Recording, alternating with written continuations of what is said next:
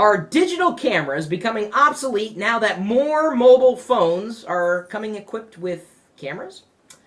Well, I would point you to some empirical evidence suggesting that, yeah, the digital camera is dead, at least the digital camera in its traditional construct. In fact, I was kind of shocked when I walked into a local electronics store and saw the prices for new digital cameras and was just kind of shocked. I mean, wasn't I shocked? I looked at the cameras and was like, wow, those are cheap. Sorry, I'm talking to my girlfriend. She's just off camera. I didn't I say that? Yeah. See, I said that, for real.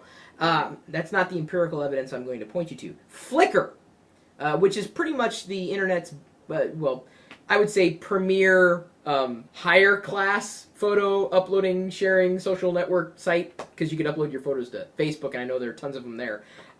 You can upload them anywhere. But Flickr, I've had an account there for quite a while. You know how many views I've accrued over the years. Either way, Flickr now reports that the iPhone is the #1 digital camera used for the photos that are put onto Flickr. And I'm guessing if it's the same way for Flickr, it's probably going to be the same for just about everybody else on the planet. I'm guessing that iOS likely powers a lot of the digital images that are out there, whether it's the iPhone or the iPod Touch. And you know how many times I've used the camera on my iPad 2? I've used it less than its version number. Use it less than twice because it's really not all that good. And quite honestly, I really, other than FaceTiming, that's about it. I don't really do recorded videos on an iPad. It's just kind of awkward. Either way, yeah, digital cameras are kind of, I'm not going to say on their way out. I mean, yes, there's a benefit to having, let's say, this digital camera because it has better stabilization features for still images and video. I'm not going to say that I can take better quality pictures with this particular camera. This is just one that I have sitting here. I've got another camera from another brand across the room. I'm not saying it's a bad camera. It is a good camera.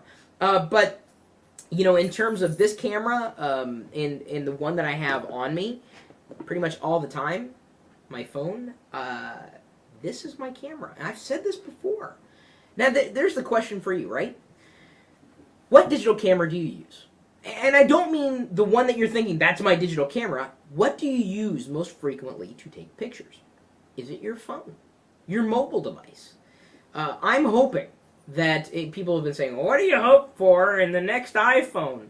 Or any mobile device. Honestly, you know what would get me to switch to a mobile device? An outstanding camera. An amazing camera. None of these camera phones have optical image stabilization. None of them.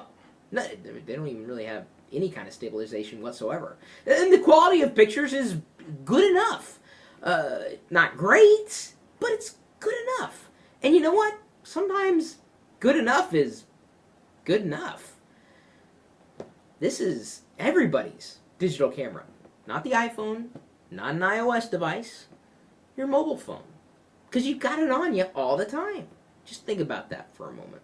And now, you know, as we're getting to the point where not just the image quality, but still image quality, the video quality is now approaching the quality of this. You could spend a couple $100s on this particular device, or a little bit more on an all-in-one communications device. This isn't just a phone anymore. I believe that if Apple really wants to, you know, push ahead and maintain a lead, they got to work on their optics. I'd say that for any mobile device, because a lot of them just kind of, they suck. And forget about the software options. I'm talking about the hardware, the quality of the image. I would love to see a higher quality camera and an array of options, certainly, in tow in the next version of the iPhone in terms of hardware. I know we're looking at new features with iOS 5, including the ability to lock the exposure, which I know I could use specifically when I do record videos on the iPhone, and I do quite frequently. This video is not being recorded on the iPhone. So I would say digital cameras, at least as far as pocket cameras are concerned, they're kind of dead. You might as well just buy an iPod at the point where you buy or want to buy a digital camera, because for the most part, you're probably going to get the same amount of use out of an iPod as you would from a digital camera. The image quality may not be as amazing, but you know what? It's good enough. And an iPod Touch can certainly do a hell of a lot more than a digital camera can. And the iPod, even though it doesn't have a great digital camera right now, is getting there. Slowly but surely. Don't know, man. I think SLRs and professional cameras are not going to disappear anytime soon. No way. It's just the quality is just too perfect or close to perfect in a high-end digital camera compared to that which you can slip in your pocket. This is good enough. So there you go.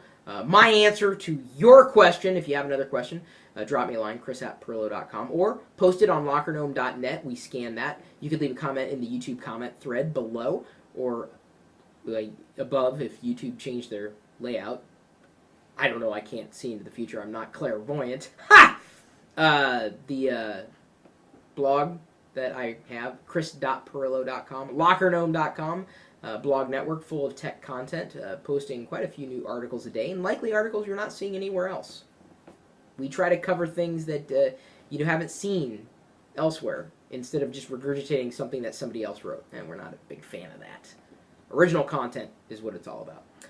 And of course, you can stop by the chat room. It's part of a live video feed, and you can watch me checking my Empire Avenue stocks, buying and selling shares. Might even buy some shares in you if you haven't.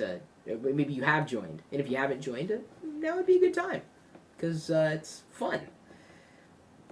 Yeah, I don't get out much. But you can join me in the chat room if you don't get out much. We're geeking out 24 hours a day, 7 days a week at live.perillo.com. We'll see you later.